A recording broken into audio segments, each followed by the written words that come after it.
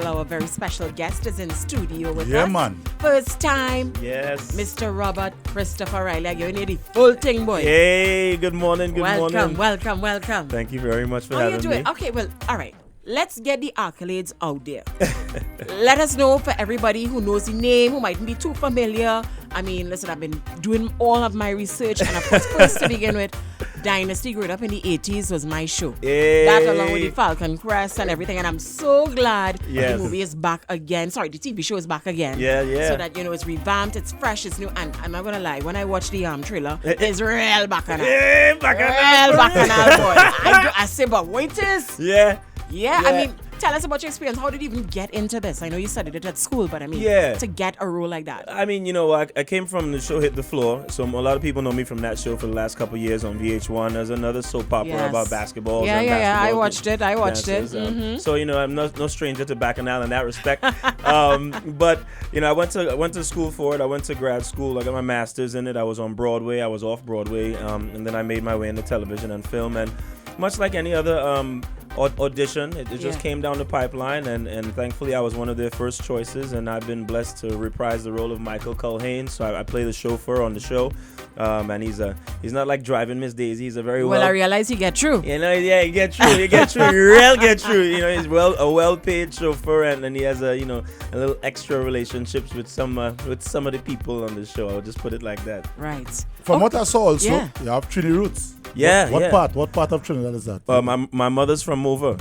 Mova? So yeah. So I was Mova people, man. Well, look at one of the Mova people. Hey, all right. Mova. Yeah, man. And now Stampede. I see some moves too. Oh yeah. In the break. No, I was born and raised a Trini child in Flatbush, Brooklyn. So my grandmother was born here in 1910, and my grandmother came over and helped raise me with my mother after she left my father, who's from Barbados. So I was raised Trini. I was raised on bacon, saltfish, and tea with milk and sugar, and plantain and sorrel and everything. So I've never been far from my Trini roots. I grew up hearing about Sandy Grande, hearing about the Pitch Lake, hearing about Tonapuna, hearing about Chaguana, Chagaramas, Arima, Aruca, all these different places. Yes. So for when I finally came in, my grandmother passed in 2000. And I was able to come here for the first time because, it's not like you have a bunch of money. You can't just fly back and forth. Yeah. But I came here, and I tell you, I kissed the ground the first time I got off the plane. I'd never felt more at home. My skin cleared up, all kinds of different things. The rain was warm for the first time in my life. So I've always felt home here. I've always felt an incredible sense of pride. And love for Trinidad, and then the entire Caribbean. Trini to the bone. To the bone. I've had the coat of arms tattooed on my back for the last 17 years. Yeah, man. Yeah. I mean, listen, it's so amazing to hear this from you because, we see a lot of YouTube videos and a lot of stuff with people saying, a lot of the actors out there, really big actors that has roots with Trinidad, so maybe their parents or something like that. And we always wonder, well, why didn't they take that opportunity to kind of push the culture? I agree with you completely. I don't understand. I don't want to speak for them, but I can only speak for myself, and it comes from my love for my mother and my grandmother, and I always felt special to be Trinidadian. I always felt special to be Caribbean American. It never made me feel like I was less than like being a typical African American person, even though obviously I was born in New York. Right. And having the platform that I have had and the one that I do have now to be able to push the culture in an authentic way, to be able to explain to people the nuances between the islands and all of our specific cultures is something that I hold very near and dear to my heart, and I'm glad that I get to be one of the people that do it. So I don't know why they didn't do it, but I hear and I'm doing it, and that's all that matters. That's all that really matters. So tell us a little bit about, in terms of your journey and you talking about you standing out, what are some of the questions that people ask about the Caribbean, or some of the misconceptions about Trinidad? They think we walk with a basket of fruit on our head. Still. And Yes. I mean, first of all, most of the people in America, they hear accent and they go, "Oh, are you Jamaican?" And I'm like, "Oh gosh." We ain't taking away nothing from being Jamaican. No. Listen, I love my jerk chicken and dance all like everything else. Right. But I'm from Trinidad. I'm from Barbados, or I'm Lucian, or I'm Antiguan, or I'm Monstrasian, or Dominican, as opposed to the Dominican Republic. Just being able to explain to some somebody a difference like that. Yeah. So you get a lot of those questions, people, not understanding the differences between the types of curries from around the world. Like the curry I'm talking about is not the Thailand curry. You know what I mean? It's not the red curry. It's not Vietnamese curry. Right. It's Trini curry, and explaining to them that our roti and our polori and I just had some doubles, so I'm feeling real good right now. So, most important. Slight pepper, of course. What I want to ask also, how excited are you to be hosting the Soul Train red carpet? Yeah, that was a huge thing. It was one of the crowning achievements of my life to be on the carpet with George Clinton and Erykah Badu and all these other 112 and Joe Jackson, Michael Jackson father, and all these different people that were there that you grown up listening to, you grown up admiring, and then to feel like oh gosh, I reached, like I'm here, and I'm not getting an award, but I'm interviewing. Big step. It was huge. Yeah. It was so huge. And wouldn't you know it, Caribbean Ties, one of the executive producers of that show, a sister of mine, Bajan woman, Elon Johnson, was the reason why I got that job. And then one of my other Trini sisters, Charisse Moyes, who a lot of people know from producing things here, was another producer on that show. So the experience was sweet, so sweet, and to be able to share it with my sisters, to be able to share it with my people, and be able to point out that as well, that not only are there those of us who are in front of the camera, but there are those of us who are behind the camera. I met a writer for CNN in Atlanta not too long ago, Trini. She's been writing for CNN for 10 years. Wow. Changed.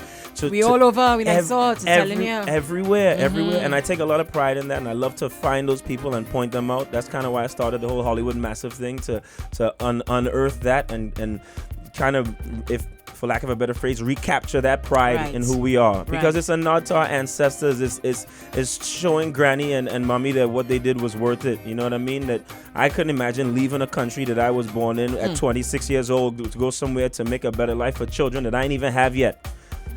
And that's what she did. So it's making sure that her sacrifices didn't go in vain, and I would never work. None of us would ever work as hard as our parents did or our grandparents did, because we all know what the things they kind of went through.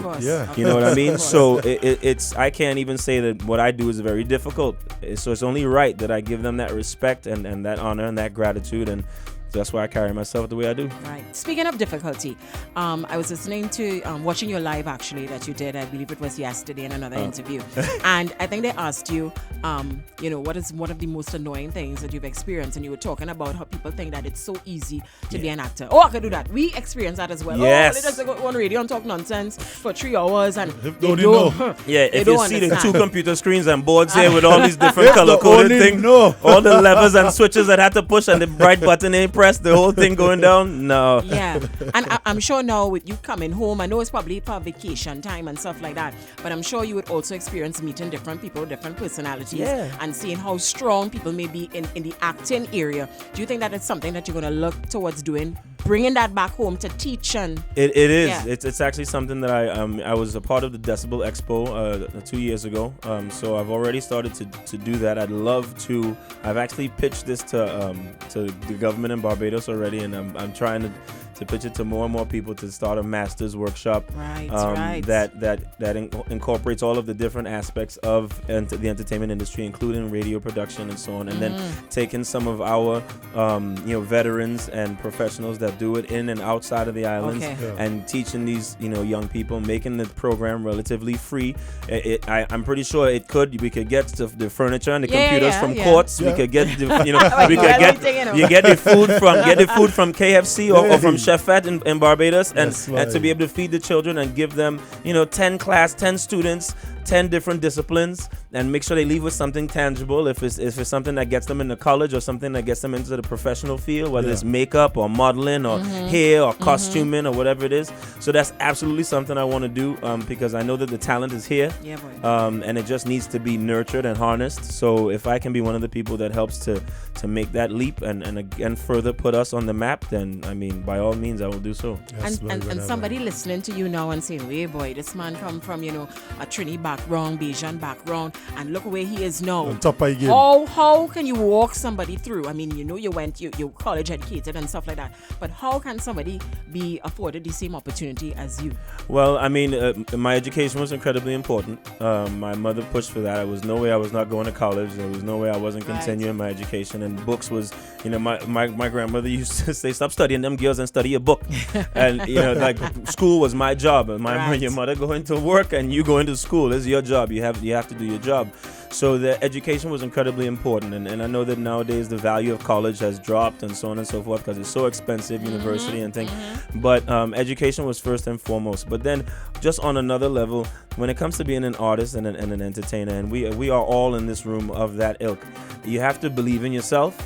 Right, you have to invest in yourself and you have to bet on yourself because no one's going to work harder for you than you. Really? So if you're trying to invest in somebody else's thing, or you saying, I'm going to put money in the stock market, but you have this passion, this part of the industry that you want to get into, why wouldn't you be investing in that? Invest in yourself. I wanted to become a photographer, so I bought the camera.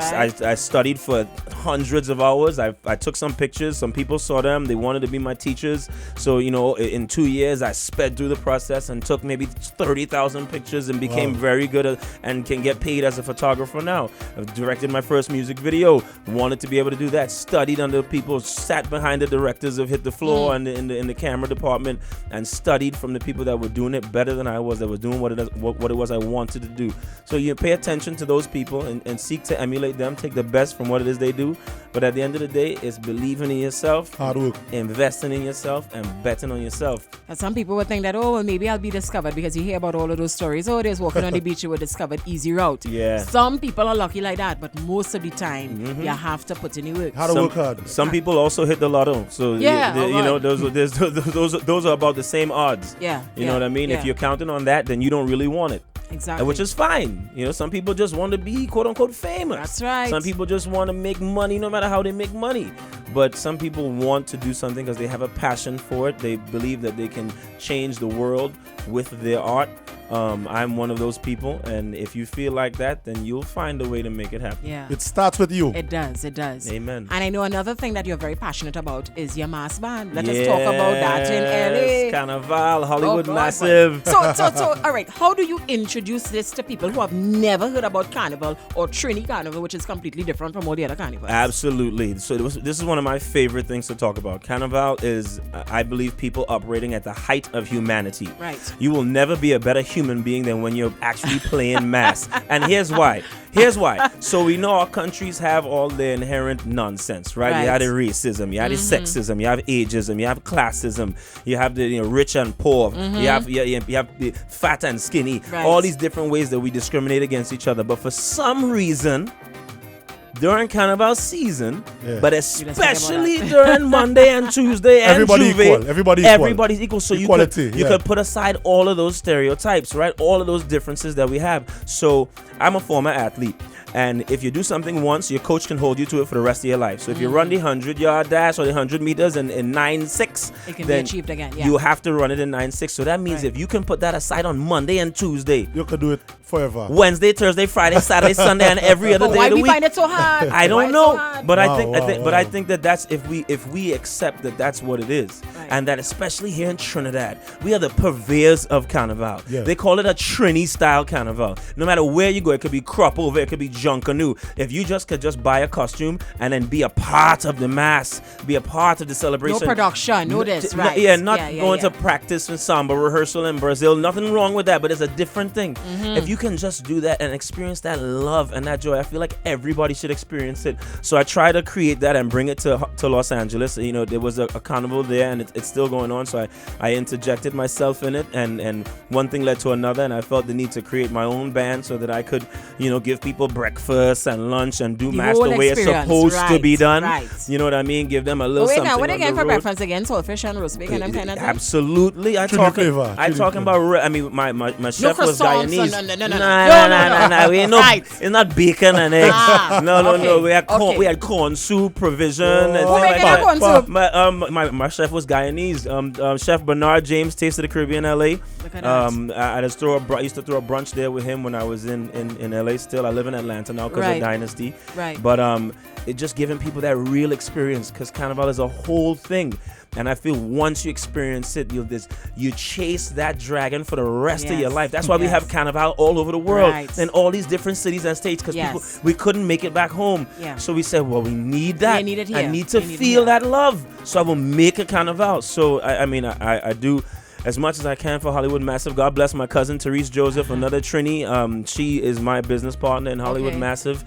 She used to come to Trinidad all the time and play mass as a child. I didn't have that luxury, but she did. My uncle was a diplomat and such, so she had a little bit more freedom to move back and forth, so she handles the creative side. Right. So I let her deal with the colors and the thing, but I deal with the production and making sure that and the marketing and pumping it. Right, and everything runs smooth and everything runs nice and smooth. I know you have a Juve band. Well, White Angels here is basically my family. So White Angels Marlon put a section in Hollywood Massive 2 years ago, and once you're my family, Right. So you're gonna help me pump that. I'm good. Then that means when I come here, it's Juve, is White Angels, and White Angels. There's the first Carnival, the Juve. They're the first.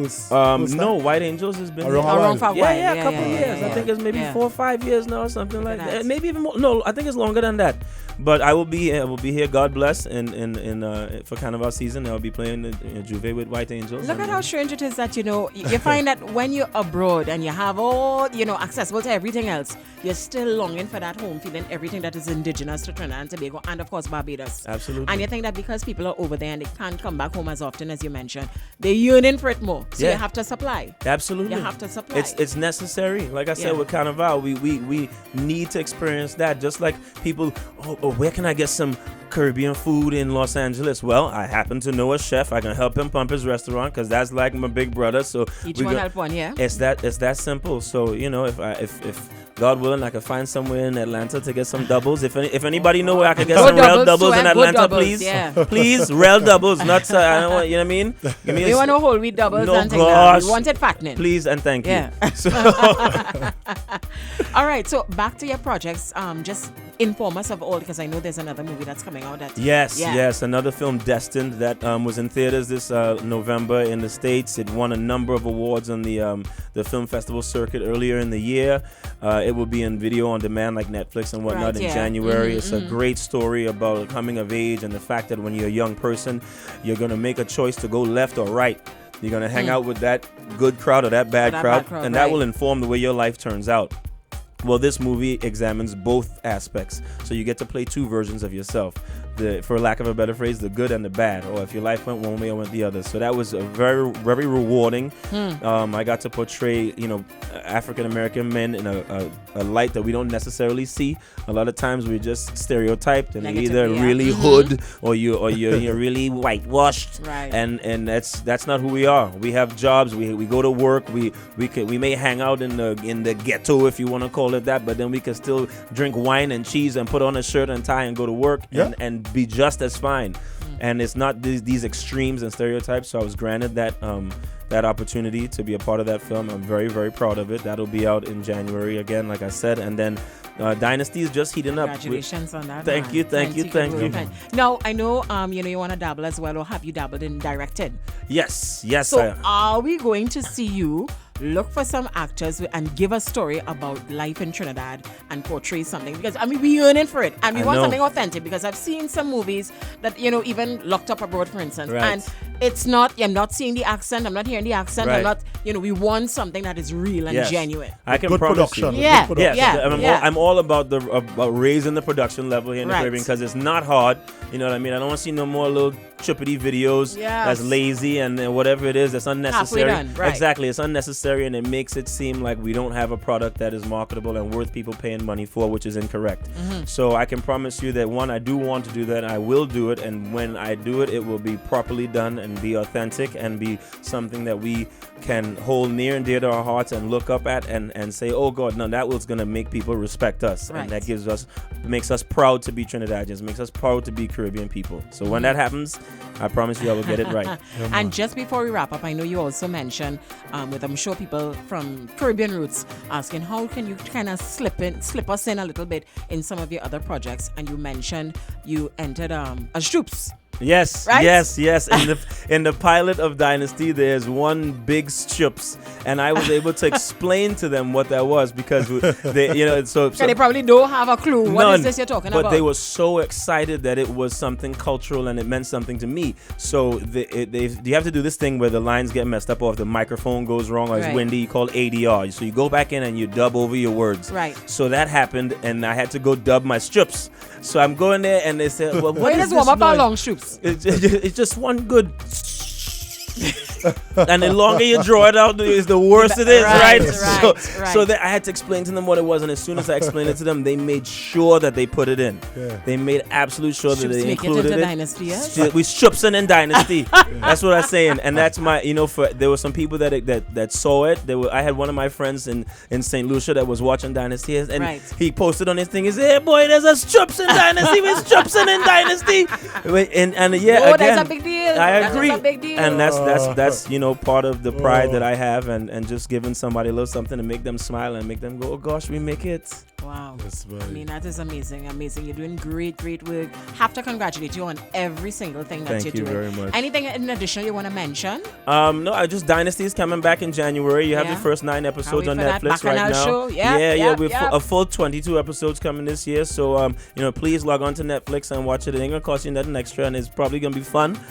Destin will come out, and then other than that, Hollywood Carnival is in June 23rd. And that's it, preparing right now. Yeah, so we're warming up. We just had the band launch, so the photos of the costumes and whatnot will be out soon. I think we have some teaser videos already, so you can see some of it. Mm-hmm. This year we're using the theme Lewa Aye, a beautiful life. So we're trying to harken back to our African roots and the Orishas and the theologies and religions that we adhered to before. Any of the colonialism. But other than that, you could just keep up with @RobRileyNYC on Twitter and Instagram and Snapchat. You see, I was Snapchatting when I come in here. I have my little spectacles.